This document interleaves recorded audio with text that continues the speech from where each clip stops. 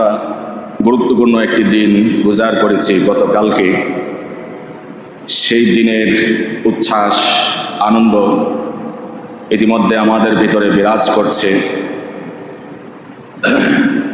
অর্থাৎ কুরবানি ঈদ এবং ঈদ উল ফিতর, এই উৎসবগুলো আল্লাহ রাব্বুল আলামিন আমাদেরকে দিয়েছেন এই হালাল পন্থায় বিনোদন করার জন্য, আল্লাহর রাস্তায় খরচ করেও নিজেরা তুষ্ট থাকার জন্য, খুশি থাকার জন্য আল্লাহ রাব্বুল আলামিন বৎসরে দুটি ঈদের ব্যবস্থা করেছেন।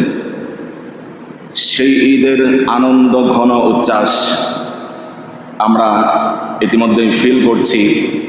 এক কথায় বেশিরভাগ মানুষের পশু জবাই করার কাজ গতকালকে সমাপ্ত হয়েছে এবং গতকাল থেকে এখন পর্যন্ত যে বিষয়টা মোটামুটি সব ঘরেই পরিলক্ষিত হওয়ার কথা, সেটা হচ্ছে কোরবানির অন্যতম উচ্ছ্বাস যার যার টেবিলের মধ্যে, যার যার ঘরের মধ্যে বা নির্দিষ্ট স্থানে কোরবানিকৃত গরুর গরম চুলা থেকে আনা, সদ্য আনা যে তরকারি, আপনারা বিভিন্ন নাম দিয়ে থাকেন, গরুর রেজালা, কালো ভুনা, গরুর চাপ ইত্যাদি ইত্যাদি, যার যার টেবিলের মধ্যে খাবারের সময় ধোঁয়া উঠতে থাকে। আর কোরবানি ঈদের যে আনন্দ উচ্ছ্বাস, এটা প্রত্যেকটা মুমিন হৃদয়ে নাড়া দিয়ে যায়। কথা বলেন ঠিক কিনা? তো এটা আনুষঙ্গিক হিসেবে বললাম। আমি যেই কথা বলতে চাই, যে বার্তাটি আপনাদের কাছে পৌঁছাতে চাই, সেটি হচ্ছে ইসলাম হচ্ছে স্বয়ং সম্পন্ন একটি জীবন বিধানের নাম, জীবন ব্যবস্থার নাম। ইসলামের যতগুলো বিধি নিষেধ রয়েছে, হুকুম আহকাম রয়েছে, আদেশ নিষেধ রয়েছে, কোরআনুল কারিমের যতগুলো আদেশ সূচক শব্দ রয়েছে, সেই শব্দগুলোর মধ্য থেকেই অন্যতম একটি শব্দ যেটি প্রতিটি মানব হৃদয়ের সাথে সংশ্লিষ্ট এবং বেঁচে থাকার জন্য ওয়াজিব, অপরিহার্য, সেটি হচ্ছে জীবিকা, আহার করা, খাবার দাবার করা। এটা দরকার আছে না নাই? খাবার দাবার বন্ধ থাকলে মানুষ অনেকদিন বাঁচতে পারবে, অসুস্থ হয়ে যাবে, রোগ ব্যাধিতে আক্রান্ত হবে। তো এই যে ইসলাম স্বয়ং সম্পন্ন জীবন ব্যবস্থার নাম, এই কথা থেকে শুধুমাত্র একটি আদেশসূচক শব্দের উপরে আজকে এ টু জেড আলোচনা হবে। আল্লাহ শোনার, মানার, আমল করার তৌফিক দান করুন। ইসলাম যে স্বয়ং সম্পন্ন জীবন ব্যবস্থা, এর একটি উদ্ধৃতি দিয়ে কথা বলছি। আল্লাহ রাব্বুল আলামিনের অনেকগুলো আদেশসূচক কথার মধ্য থেকে অন্যতম একটি আদেশসূচক শব্দ যেটি কোরআনুল কারিমে বিবৃত হয়েছে, কুলু ওয়াশরাবু, খাও, পান করো। সুবহানাল্লাহ বলেন। এমন রব, এমন সত্তা আর কই পাবো আমরা, যেই রব আমাদেরকে টার্গেট করে আদেশ করে বলেন খাও, পান করো, কিন্তু অপচয় করবে না। সুবহানাল্লাহ বলেন। আল্লাহ রাব্বুল আলামিন খেতে বলেছেন, পান করতে বলেছেন। এটি মানব জীবন সুস্থ থাকার জন্য, মানুষ সুস্থভাবে বেঁচে থাকার জন্য মানুষের জীবনের সাথে ওতপ্রোতভাবে জড়িত একটি বিষয়। কথা বলতে হবে। খাবার দাবার ছাড়া বড় লোকও বাঁচতে পারে না, হতদরিদ্র, নিম্নবিত্ত যারা, গরিব মিসকিন যারা, তারাও বেঁচে থাকতে পারে। তো আল্লাহ আদর করে বলছেন খাইবা, পান করবা, যতটুকু লাগে ততটুকু, কিন্তু কি করা যাবে না? অপচয় করা যাবে না। কিন্তু বাস্তবতা হচ্ছে আমাদের সমাজে, আমাদের দেশে অপচয় আছে না নাই? বুঝা বলছেন তো? যদি বুঝা না বলেন তাহলে কোনো বিয়ে বাড়িতে যাবেন। অপচয় কাকে বলে, কত প্রকার, কি কি, ওইটা ওয়াজ করে বোঝাতে হবে না। কথা ভুল বললাম আমি? তো এই অপচয়টা করা যাবে না। নিষেধ করেছেন কে? আল্লাহ নিষেধ করেছেন। তো আল্লাহ রাব্বুল আলামিন শুধু নিজে খেতে বলেছেন এমন নয়, গরিব দুঃখীরকে খাওয়ানোর দরকার আছে না নাই? আত্মীয় স্বজন, প্রতিবেশী, মেহমানদেরকে খাবার দাবার দরকার আছে না নাই? তো আল্লাহ প্রথম আদেশ করলেন তোমরা খাও, তোমরা পান করো, অপচয় করবা না। আবার আল্লাহ বললেন ওয়া আতঈমুল বাঈসাল ফাকির, যারা দরিদ্র, হতদরিদ্র, অসহায়, নিম্নবিত্ত যারা আছে, তাদেরকেও খাওয়াতে বলেছেন যিনি, তিনি কে? এরপরে অন্য আয়াতে বলেছেন আতঈমুল কানিআ ওয়াল মু'তার, অনেক মানুষ থাকে চাইতে পারে না, এরকম আছে না নাই? তাদের খাবার দাবারের ব্যবস্থা আপনার উপর দিয়েছেন, বড় লোকদের উপরে দিয়েছেন, ধনীদের উপরে, বিত্তশালীদের উপরে যিনি দিয়েছেন তিনি কে? আতঈমুল কানিআ ওয়াল মুআতার, এটাও আল্লাহর আদেশ। এখন যদি আপনি মনে করেন আমার জিনিস আমি একাই ভোগ করব, মাসালা ভিন্ন, কইবেন হুজুর কালকে কইছেন যে একলা খাইলে খাইতে পারবেন, আজকে দিয়ে আবার কোন মানুষকে খাওয়াইতে না। একটা হচ্ছে মানব প্রেম, মানবতার দাবি, মানব প্রেমের দাবি, যে আমি খাইলাম আর একজন টিনের ঘরে শুয়ে আছে, ঘর থেকে বের হতে পারে না, একটু লজ্জা আনইজি ফিল করে, তো ওই মানুষটাকে, সে তো আমারই প্রতিবেশী, তাকেও তো আমার খাবার দাবার করানোর হক রয়েছে। তো সেই হিসাবে যদি কেউ সেই হকটুকু আদায় না করে, গরিব মিসকিনকে খাবারের ব্যবস্থা না করে, যেই কারণে মানুষ জাহান্নামে যাবে, তার অন্যতম একটি কারণ হচ্ছে গরিব মিসকিনের আহার্য দান না করা। সেদিন কথোপকথন হবে, ফি জান্নাতিন ইয়াতাসাআলুন আনিল মুজরিমিন মা সালাকাকুম ফি সাকর, জাহান্নামে কেন আসলা? তখন তারা পাল্টা জবাব দেবে, লাম নাকু মিনাল মুসাল্লিন, জাহান্নামে যেই সকল কারণে এসেছি তার অন্যতম একটি কারণ হচ্ছে দুনিয়া থাকতে নামাজ পড়তাম না। আমরা তো সবাই নামাজ পড়ি, কথা বলেন, আমরা সবাই পড়ি নামাজ, আলহামদুলিল্লাহ, আল্লাহ শেষ পর্যন্ত পড়ার তৌফিক দিন। তো আল্লাহ এই কথাটি তুলে ধরেছেন, অপরাধীদের, জাহান্নামীদের প্রথম উত্তর হবে যে দুনিয়া থাকতে আমরা নামাজ পড়তাম না, তো এই জন্য আমাদেরকে নামাজ না পড়ার কারণে গ্রেফতার করে জাহান্নামে প্রেরণ করা হয়েছে। 2 নম্বর কি অপরাধ? ওয়ালাম নাকু নুতঈমুল মিসকিন, গরিব মিসকিন যারা ছিল এদের খাবারের ব্যবস্থা করতাম না, খাবার দিতাম না, নিজের পেট ঠিক রাখতাম, গরিব মিসকিনকে খাওয়াইতাম না। এই অপরাধের কারণে আজকে গ্রেফতার হয়ে জাহান্নামে এসেছি। এরকম ধারাবাহিক আরো অনেকগুলো কারণ আছে, আমি যেহেতু সময় সংকেত সেই হিসাবে শর্ট করে বলছি, মূল মেসেজটা আপনাদেরকে দিতে চাই।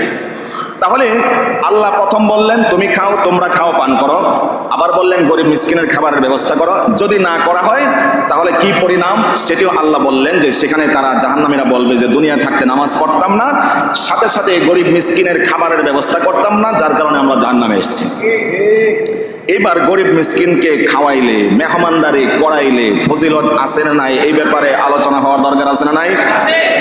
আল্লাহ রাব্বুল আলামিন বলেন, وَيُطْعِمُونَ الطَّعَامَ عَلَى حُبِّهِ مِسْكِينًا وَيَتِيمًا وَأَسِيرًا إِنَّمَا نُطْعِمُكُمْ لِوَجْهِ اللَّهِ لَا نُرِيدُ مِنكُمْ جَزَاءً وَلَا شُكُورًا। আল্লাহ রাব্বুল আলামিন বললেন, وَيُطْعِمُونَ الطَّعَامَ عَلَى حُبِّهِ مِسْكِينًا وَيَتِيمًا وَأَسِيرًا।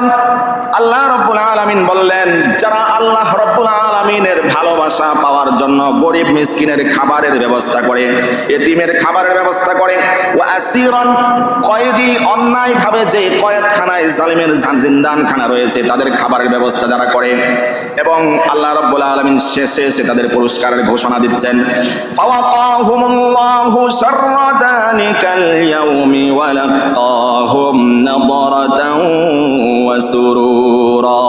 আল্লাহু আকবার। আল্লাহ রাব্বুল আলামিন বললেন, এতিমের খাবারের ব্যবস্থা করে, মিসকিনের খাবারের ব্যবস্থা করে, কয়েদিদের খাবারের ব্যবস্থা করে, একমাত্র আল্লাহর সন্তুষ্টি আর ভালোবাসা পাওয়ার জন্য যারা, আল্লাহ রাব্বুল আলামিন হাসরের ময়দানে কিয়ামতের দিনে যাবতীয় বিপদ আপদ কষ্ট থেকে তাকে মুক্তির ফয়সালা করবেন। সুবহানাল্লাহ। শুধুমাত্র কষ্ট দূর করবেন, অনিষ্ট দূর করবেন এমন নয়, ওয়ালাকাহুম নাদরাতান ওয়া সুরুরান। আল্লাহ রাব্বুল আলামিন সেই ভয়াবহ দিবসের কথা বলছেন, ওই দিনে আল্লাহ রাব্বুল আলামিন তাদেরকে সজীবতা দান করবেন, সাথে সাথে আনন্দ আল্লাহ তাদেরকে দেবেন। সুবহানাল্লাহ। ওয়াজাযাহুম বিমা সাবারু জান্নাতান ওয়া হারিরা। যারা গরিব মিসকিনকে খাবার খাওয়াবে, আল্লাহ রাব্বুল আলামিন জান্নাতের রেশমের পোশাক তাদের পরিধান করাবেন। সুবহানাল্লাহ। মুত্তাকিইনা ফিহা আলাল আরাইকি লা ইয়ারাউনা ফিহা শামসান ওয়ালা জামহারিরা। আল্লাহু আকবার। আল্লাহ বললেন, জাযাহুম বিমা সাবারু, এই যে তারা ধৈর্য ধারণ করেছিল, আরেকজনের খাবারের ব্যবস্থা করেছিল, মুত্তাকিইনা ফিহা আলাল আরাইক, জান্নাতে নির্মিত সিংহাসনের মধ্যে তারা শাহেনশাহর মতো বসে থাকবে। সুবহানাল্লাহ বলেন। তাহলে গরিব মিসকিনদেরকে খাওয়াইলে আল্লাহর পক্ষ থেকে পুরস্কার আছে না নাই? তাহলে খেয়াল রাখবো ইনশাআল্লাহ। আপনারা আপনারা তো এমনিই রাখেন। অনেকের বক্তব্য আমার কাছে এসছে, তারা বিবৃতি দিয়েছেন যে হুজুর 4 মণ, 4.5 মণ, 5 মণ গোশত পাইলাম, কিন্তু সব বিলানোর পরে এখন ফ্রিজে মোটামুটি 20 কেজির মতো আছে। আল্লাহু আকবার বলেন। এটাই তো আমাদের ত্যাগের শিক্ষা। আমরা ভোগের শিক্ষায় মত্ত থাকি না। কোরবানোর ঈদের সবচেয়ে বড় পুরস্কার আর ত্যাগ হচ্ছে নিজে না খায়া আরেকজনকে বিলাইয়া দেওয়া।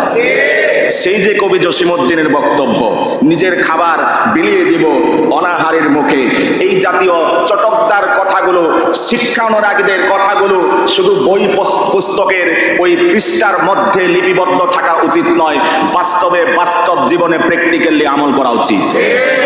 নিজের খাবার বিলিয়ে দিব অনাহারের মুখে, এই যে কবি জসিমউদ্দিনের বক্তব্য, কোরআনুল কারীমের বিবৃতি, এই সবগুলোর প্যাকেজ একটি, নিজে খাওয়ার নাম ঈদ না, আরেকজনকে বিলায় দেওয়ার নাম ঈদ। এটা হচ্ছে ত্যাগের উৎসব। নিজে একটু রাইখা 20 কেজি রাইখা এত লক্ষ টাকার গরু, 1.5 লক্ষ, 2 লক্ষ, 2.5 লক্ষ টাকার গরু নিজে না খায়া অল্প একটু রাইখা মানুষকে বিলাইয়া দেওয়া, বিলানের পরে খারাপ লাগে না ভালো লাগে? ইমানি আওয়াজ দিয়ে বলতে হবে, খারাপ লাগে না ভালো লাগে? অবশ্যই ভালো লাগে। যে যত বিলাইতে পারছে শেষ পর্যন্ত বালিশে মাথা লাগায়, আরে অমুক তো দিলাম না, এরকম হয় কিনা? তখন দেখা যায় নিজের 20 কেজি ছিল, এখান থেকে গাইকে আরো 1 কেজি তারে পাঠায় দেয়। সুবহানাল্লাহ বলে। এভাবেই তো ইসলাম, এটার নামই তো ইসলাম। ইসলাম তো বিউটিফুল এক ধর্মের নাম, যেই ধর্ম শুধু ভোগ শিখায় না, ত্যাগেরও শিক্ষা দেয়। তো আল্লাহ রাব্বুল আলামিন বললেন, যদি তোমরা গরিব মিসকিনের খবর রাখতে পারো, এই প্রতিদান তোমাদেরকে দেওয়া হবে। এবার হাবিবের সুন্নাহ সম্মত প্রেসক্রিপশন আপনাদের সামনে তেলাওয়াত করছি। রাসূলুল্লাহ সাল্লাল্লাহু আলাইহি ওয়াসাল্লাম বলেছেন, আফসালুস সাদাকা আন তুসবিআ কাবিদান জাইআন, সবচেয়ে উত্তম সদকা হচ্ছে গরিব মিসকিনের খাবারের ব্যবস্থা করা। সুবহানাল্লাহ বলেন। প্রশ্ন করা হলো, আইয়ুল ইসলামি খায়রুন, ইসলামের মধ্যে শ্রেষ্ঠ কাজ কি, সেরা আমলের নাম কি? রাসূলুল্লাহ সাল্লাল্লাহু আলাইহি ওয়াসাল্লাম জবাব দিলেন, তুতঈমুত তাআম ওয়া তুকরিউস সালাম, মানুষকে খাবার দিবা, সালাম দিবা, সে পরিচিত হোক অপরিচিত হোক, এভাবে সালাম দেওয়ার জন্য রাসূলুল্লাহ সাল্লাল্লাহু আলাইহি ওয়াসাল্লাম বলেছেন। আর আগন্তুকের জবাব দিয়েছেন, ইসলামের শ্রেষ্ঠ আমল কি জানতে চাও? শ্রেষ্ঠ আমল হচ্ছে তুতঈমুত তাআম, আরেকজনকে খাবার দেওয়া। সুবহানাল্লাহ বলেন। আর পরিচিত অপরিচিত যেই হোক, সামনে আসলে সালাম দেওয়া। নাকি শুধু ইমাম সাহেব সামনে বলে সালাম দিতে হইব নাকি? হ্যাঁ, এরকম না। রাসূলুল্লাহ সাল্লাল্লাহু আলাইহি ওয়াসাল্লাম আরো বলেছেন, আরেকজনের জন্য খাবারের ব্যবস্থা করলে কি হবে? আতঈমিত তাআমা ওয়া আফসিস সালামা ওয়াসিলিল আরহাম ওয়া কুম বিল লাইলি ওয়ান নাসু নিয়াম তাদখুলিল জান্নাতা বিসালাম। আল্লাহর হাবিব সাল্লাল্লাহু আলাইহি ওয়াসাল্লাম বলেছেন, মানুষকে খাবার খাওয়াও, পারস্পরিক সালাম বিনিময় করো, আত্মীয়তার সম্পর্ক রক্ষা করো, এবং মানুষ যখন গভীর রাতে, অন্ধকার আচ্ছন্ন রাতে ঘুমের ভিতরে বিভোর থাকে, নিমগ্ন থাকে, ওই সময় উঠে তাহাজ্জুদের নামাজ আদায় করো। এই 4 কাজ যদি কেউ করতে পারো, আল্লাহ রাব্বুল আলামিন পরম শান্তির সাথে জান্নাতে তোমাদেরকে প্রবেশ করাবেন। সুবহানাল্লাহ। তাহলে আমাদের মূল কথা যেটা, আতঈমিত তাআম, মূলত এটা নিয়ে কুলু ওয়াশরাবু থেকে আমাদের আলোচনা শুরু। এটা কমপক্ষে মুখস্থ রাখি যে আরেকজনকে খাবার খাওয়ালে, আরেকজনকে আপ্যায়ন করলে, মেহমানদারি করলে, আল্লাহর হাবিব বলেছেন, তাদখুলিল জান্নাতা বিসালাম, একেবারে রিল্যাক্সে, পরম শান্তির সাথে, বিনা বাধায়, নির্বিঘ্নে আল্লাহর জান্নাতে চলে যাওয়া। সুবহানাল্লাহ। শুধু কি তাই নাকি, আরেকজনকে মেহমানদারির ব্যবস্থা করলে কি রকমের পুরস্কারের ব্যবস্থা রয়েছে? হাবিবের হাদিস থেকে শোনাচ্ছি। আল্লাহর হাবিব সাল্লাল্লাহু আলাইহি ওয়াসাল্লাম, যার কথা গত কয়েকদিন আগে আপনাদের সামনে বলেছি, মাসের পর মাস চলে যায়, আল্লাহর নবীর কোন স্ত্রীর ঘরের চুলার মধ্যে বাতি জ্বলে না, আগুন জ্বলে না। এমন নবী, মায়ার নবী, রহমতের নবী, ভালোবাসার নবী, দয়ার নবীর কাছে একবার একজন ক্ষুধার্ত আগন্তুক এসে হাজির হলো, নবীর কাছে সওয়াল করলো, ইয়া রাসূলুল্লাহ, ইয়া হাবিবাল্লাহ, পেটে বড় ক্ষুধা, খাবারের ব্যবস্থা করে দিন, এক বেলা খাবারের ব্যবস্থা করুন। আল্লাহর হাবিব নাই বললেন না, বরং খবর পাঠিয়ে দিলেন তার এক স্ত্রীর কাছে। স্ত্রীর কাছে যাওয়ার পরে খবর আসলো, স্ত্রী বললেন, আল্লাহর কসম করে বলছি, ঘরের মধ্যে কোনো খাবারের ব্যবস্থা নাই, শুধুমাত্র একটু পানির ব্যবস্থা আছে। আল্লাহু আকবার। আর এক স্ত্রীর কাছে খবর পাঠানো হলো, ঘরে কোনো খাবারের ব্যবস্থা আছে কিনা, মেহমান আসছে। আল্লাহর হাবিবের কাছে জবাব আসলো, ইয়া রাসূলুল্লাহ, ইয়া হাবিবাল্লাহ, ঘরে কোনো খাবারের ব্যবস্থা নাই, শুধুমাত্র কিছু পানি নিয়ে আসে। এইভাবে একজন দুইজন নয়, যার যার ঘরে গিয়েছেন হাবিবের সকল স্ত্রীরাই জবাব দিল, আমার ঘরে পানি ছাড়া আর কোনো খাবারের ব্যবস্থা নাই। আল্লাহু আকবার। তারপরেও নবীজি বলেন নাই যে ঘরে খাবার নাই চলে যাও, এই কথা বলেন নাই। রাসূলুল্লাহ সাল্লাল্লাহু আলাইহি ওয়াসাল্লাম এবার সাহাবীদেরকে তাশকিল করলেন, ও আমার সাহাবীরা, এমন কে আছো এই ক্ষুধার্ত ব্যক্তির খাবারের ব্যবস্থা করতে পারবে? এক সাহাবী হযরতে আবু তালহা আল আনসারী রাদিয়াল্লাহু তাআলা আনহু বললেন, ইয়া রাসূলুল্লাহ, ইয়া হাবিবাল্লাহ, আপনার এই ক্ষুধার্ত মেহমানের ব্যবস্থা আমি করতে চাইছিলাম। বলেন সুবহানাল্লাহ। আল্লাহর হাবিবের সাহাবী তালাশ করলেন না ঘরের খাবারের ব্যবস্থা আছে কিনা। আবু তালহা আল আনসারী রাদিয়াল্লাহু তাআলা আনহু ক্ষুধার্ত মেহমানকে নিয়ে ঘরের ভিতরে চলে গেলেন। স্ত্রীকে বললেন, ও প্রাণের স্ত্রী, ঘরের ভিতরে কোনো খাবারের ব্যবস্থা আছে কিনা? আল্লাহর হাবিব মুহাম্মদুর রাসূলুল্লাহ সাল্লাল্লাহু আলাইহি ওয়াসাল্লামের একজন আগন্তুক ক্ষুধার্ত মেহমান নিয়ে ঘরে এসেছে। তার স্ত্রী জবাব দিল, ঘরে তেমন খাবারের ব্যবস্থা নাই, শুধুমাত্র বাচ্চাদের জন্য রাখা কিছু খাবারের ব্যবস্থা আছে, বড় মানুষ খাবারের মতো ব্যবস্থা নাই। এবার স্বামী বললেন, যেহেতু নবীর মেহমান, ফিরিয়ে দেওয়া যাবে না, নবীর সব ঘরের থেকে সে ফেরত আসছে। স্ত্রীর সাথে পরামর্শ করলেন, পরামর্শ দিলেন, ও স্ত্রী, রাতের বেলায় খাবারের ব্যবস্থা করা হবে, যখন সে খেতে আসবে সাথে সাথে ঘরের বাতি প্রজ্বলন যেটি রয়েছে সেটাকে বন্ধ করে দিতে হবে, এবং বাচ্চাদেরকে ভুলিয়ে ভালিয়ে তাদেরকে ঘুম পাড়িয়ে দেবে, তাদের খাবারের দরকার নাই, নবীর মেহমানের খাবারের ব্যবস্থা করতে হবে। বাতি অফ করে দেবে, বাতি নিভিয়ে দেবে, আর খাবার দাবারের সময় খাবার দাবারের যে আওয়াজ আসে, স্বামী স্ত্রী আমরা এই দুইজন খাবারের পান করব, যাতে করে মেহমান কোন রকমের আপত্তি তুলতে না পারে, আহারে তারা না খেয়ে আমার খাবারের ব্যবস্থা করছে এটা যেন ধারণা করতে না পারে। এই কারণে পরামর্শ করলেন, বাতি অফ করে আমরা খাবারের ভান করব, আওয়াজ করব, নাড়াচাড়া করব, মেহমান বুঝবে তারাও খাচ্ছে আমিও খাচ্ছি, সুন্দরভাবে খেয়ে বিদায় হতে পারবে, এই পরামর্শ দিলেন। সাথে সাথে এই পরামর্শ অনুযায়ী কাজ করা হলো, বাতি বন্ধ করে দেওয়া হলো, বাচ্চাদেরকে না খেয়ে তাদেরকে ঘুম পাড়িয়ে দেওয়া হলো। এবার খাবারের ব্যবস্থা করা হলো, নবীর ক্ষুধার্ত মেহমানের খাবার ব্যবস্থা করা হলো। আল্লাহর নবীর সেই মেহমান, ক্ষুধার্ত মেহমান পরিতৃপ্ত হয়ে খাবার দাবার খেয়ে চলে গিয়েছেন। সুবহানাল্লাহ। লক্ষ্য করে শুনুন, এই যে ঘটনা ঘটে গেল, এবার পরের দিন সকালবেলা আবু তালহা আল আনসারী রাদিয়াল্লাহু তাআলা আনহু হাবিবের দরবারে চলে আসলেন। আল্লাহর হাবিব আবু তালহাকে উদ্দেশ্য করে বললেন, ও আবু তালহা, গতকালকে তোমার ঘরে যে ঘটনা ঘটে গিয়েছে, একজন অভুক্ত বান্দাকে তুমি খাবারের ব্যবস্থা করেছো, ওই সময় আল্লাহ রাব্বুল আলামিন তোমার হালত দেখে তার মতো করে হাসছিলেন। চিল্লায়ে বলেন সুবহানাল্লাহ।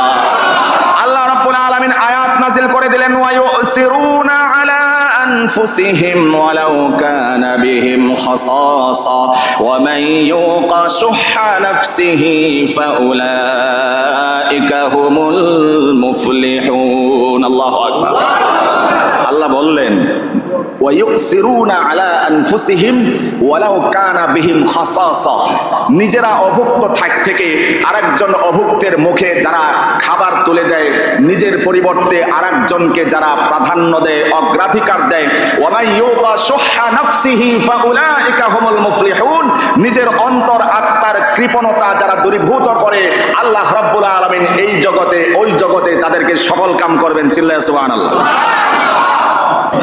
তাহলে অন্তরে কৃপণতা রাখা যাবে। এবার আসুন, আমরা শুরুতে বললাম খাওয়ার জন্য আদেশ করেছেন কে? অপচয় নিষেধ করেছেন কে? আবার আরেকজনকে খাবার খাওয়াতে বলেছেন কে? আল্লাহ বলেছেন, হাবিব বলেছেন। এবার খাবার দাবার খেলে, অতিরিক্ত খেলে রোগ বিধি হওয়ার সম্ভাবনা আছে না নাই? এবার কইবেন, হুজুর যাও কিছু গোশত জমাইছিলাম, খাওয়ান দাওয়ান বন্ধ করে দিবেন মনে হইতেছে না। ইসলামের দিক নির্দেশনার অন্যতম একটি দিক নির্দেশনা হচ্ছে আল মাইদাতু রাসু কুল্লি খাতিআ, মানুষের ভিতরে যে পাকস্থলী রয়েছে, এই পাকস্থলীটা সমস্ত রোগের অন্যতম একটি কারণ। কথা বলেন না? এই পাকস্থলীর থেকেই বিভিন্ন নানাবিধ রোগ ব্যাধির সম্ভাবনা আছে না নাই? এটা হচ্ছে কেন্দ্রস্থল, উৎপত্তি স্থল। পাকস্থলীর গড়মিলের কারণেই আমাদের অনেকগুলো রোগ ব্যাধিতে আক্রান্ত হতে হয়। তো যেহেতু পাকস্থলী মানুষের রোগ ব্যাধির অন্যতম একটি মাধ্যম, কেন্দ্রস্থল, তো তো খাবার দাবার কিভাবে খেলে এই ধরনের রোগ থেকে বাঁচা যাবে সেটা জানা দরকার আছে না নাই? ইসলাম বিউটিফুল, চমৎকার, রোমান্টিক। সেই আল্লাহ প্রেসক্রিপশন করে দিয়েছেন শুধুমাত্র মুসলমানকে না, মুসলিম উম্মাহকে না, ঈমানদারকে না, গোটা মানব জাতিকে ডাক দিয়ে বলেছেন, ইয়া আইয়ুহান নাস কুলু মিন তাইয়্যিবাতি মা রাযাকাকুমুল্লাহ হালালান তাইয়্যিবান। আল্লাহ প্রেসক্রিপশন দিচ্ছেন, ও মানব মণ্ডলী, তোমরা খাইবা কুলু মিন তাইয়্যিবাত মিম্মা রাযাকাকুমুল্লাহ হালালান। হারাম খাওয়ান না, হালাল খাওয়ান, হালাল খাবা। সাথে সাথে আমার এই কথার সাথে রিলেটিভ যে শব্দটি, যুক্তিসই শব্দ, সেই শব্দটি হচ্ছে তাইয়্যিবান। শুধু হালাল খাইলেই হবে না, বরং স্বাস্থ্যসম্মত, পুষ্টিসম্মত খেতে হবে। সুবহানাল্লাহ। হালাল খাইবা, স্বাস্থ্যকর খাবার খাবা। কে বলেছেন? আওয়াজ করে বলতে হবে। শুধু মুসলমানদেরকে না, সব মানুষকে উদ্দেশ্য করে মায়া করে আল্লাহ বলেন হালাল খাবার খাইবা, এবং যেই খাবারটা পিওর, নির্ভেজাল, নিখুঁত, তাইয়্যিবান, এবং সেটা স্বাস্থ্যকর, স্বাস্থ্যসম্মত, এমন খাবার খাওয়ার জন্য আল্লাহ রাব্বুল আলামিন সাজেস্ট করেছেন। এটা কোরআনের প্রেসক্রিপশন। এবার হাবিব সাল্লাল্লাহু আলাইহি ওয়াসাল্লাম তার প্রেসক্রিপশন থেকে শুনেছি, রাসূল সাল্লাল্লাহু আলাইহি ওয়াসাল্লাম বলেছেন ট্রিটমেন্ট নিতে হবে হাবিবের সুন্নাহ মোতাবেক, খাবার দাবারটা হতে হবে নবীর সুন্নাহ মোতাবেক, তাহলে যিনি শিফা দান করবেন তিনি কে? আমরা খাই কি যদি মজা লাগে, যদি ভালো লাগে, যতক্ষণ খাওয়া যায় এতক্ষণ খাই। এটা মনে হয় কমন পড়ে নাই কারো? হ্যাঁ, ডায়াবেটিস হইলে হইব, একদিন একটু মারুক, পরে ওষুধ খায়, ইঞ্জেকশন দিয়ে কমায় নি মনে, এরকম না? ভালো যদি লাগে, মজা যদি লাগে, তখন খাইতেই থাকে, খাইতে গেতে, যা হওয়ার পরে হইব, মজা লাগছে খাই খাই না। নববীর প্রেসক্রিপশনটা এমন না।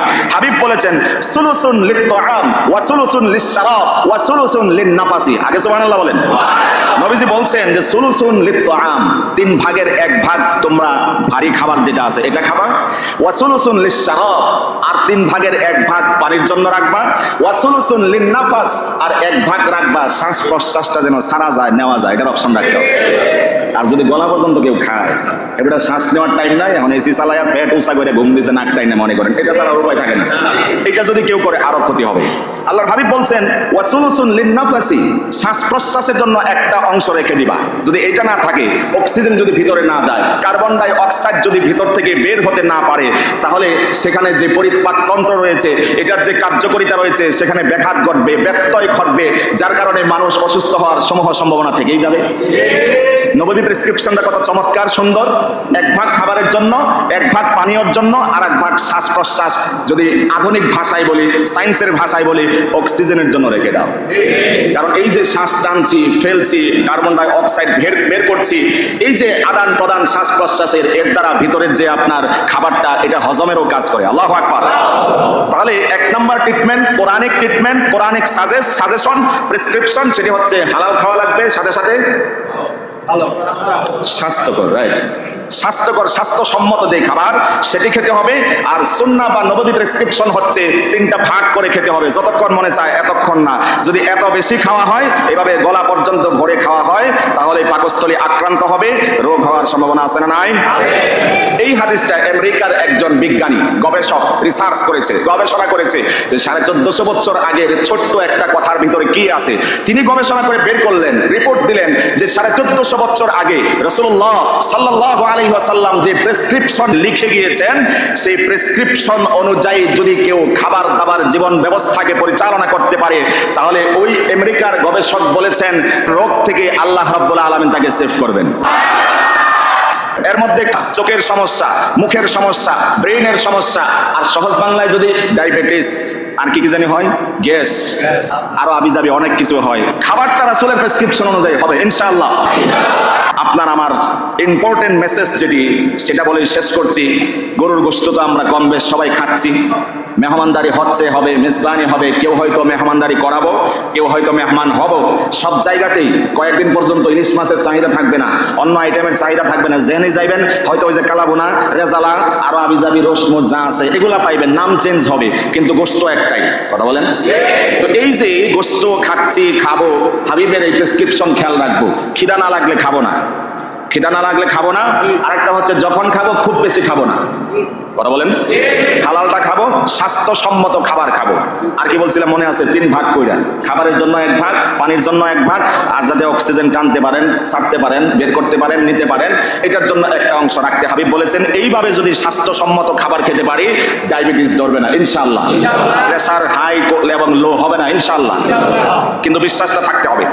এবার আসুন, গরুর গোশত তো এটা ইদানিং আমাদের খেতে হবে, বাড়ি বাড়ি যেখানেই যাবেন সেখানে। কিন্তু কথা হচ্ছে, গরুর গোশত খাওয়ার পরে কি খাওয়া ঠিক না উচিত না, ডাক্তারি পরিভাষায় জানা দরকার আছে আপনাদের। 1 নাম্বার হচ্ছে, গরুর গোশত খাওয়ার সাথে সাথে দুধ খাবেন না, অথবা দুধ জাতীয় যা খাবার আছে, ফিরনি, এগুলো থাকেই, আরো যা যা দুধ দিয়ে রান্না করতে হয়, এই জাতীয় খাবারগুলো গোশত খাওয়ার সাথে সাথে খাবো না। খেলে কি হবে, আমাদের ভিতরে যে পরিপাকতন্ত্র রয়েছে এর উপরে প্রেসার পড়বে, চাপ পড়বে, সেটা লোড নিতে পারবে না। যখন লোড নিতে পারবে না, সে দুর্বল হয়ে যাবে। ঠিক ওই সময়ে যখন প্রোটিন, দুইটাই প্রোটিনে ভরপুর, গরুর গোশতের মধ্যে প্রোটিন আছে না নাই, আবার দুধের মধ্যে আছে না নাই, 2 প্রোটিন যখন একসাথে হয়, এই ধাক্কা পরিপাকতন্ত্র সহ্য করতে পারে না, তার সহ্য করাটা কষ্ট হয়ে যায়, যার কারণে পাকস্থলীতে সমস্যা দেখা দেয়, যার কারণে হজম শক্তিতে সমস্যা দেখা দেয়, যার কারণে পেটের মধ্যে সমস্যা দেখা দেয়। বোঝা যায় কথা? এরপরে এই যে 2 প্রোটিন জাতীয় খাবার একসাথে খেলে পরে, ডাক্তাররা বলছেন ব্লাড প্রেসার যেটা আছে, প্রেসার সঞ্চালন বেড়ে যাওয়া, রক্ত সঞ্চালন, এটা হতে পারে। এরপরে আপনার আলসার হতে পারে, গ্যাসের সমস্যা হতে পারে, বুক জ্বালা পোড়া করতে পারে। এই যে বেশি খাইলে, গরুর গোশতের সাথে আরো প্রোটিনযুক্ত খাবার খেলে, তখন এই সমস্যাগুলো হয়ে যেতে পারে। আল্লাহ রাব্বুল আলামিন এই জাতীয় যাবতীয় বিপদ আপদ থেকে, রোগ ব্যাধি থেকে আমাকে, আমাদের সবাইকে সেভ করুন, আল্লাহুম্মা আমিন।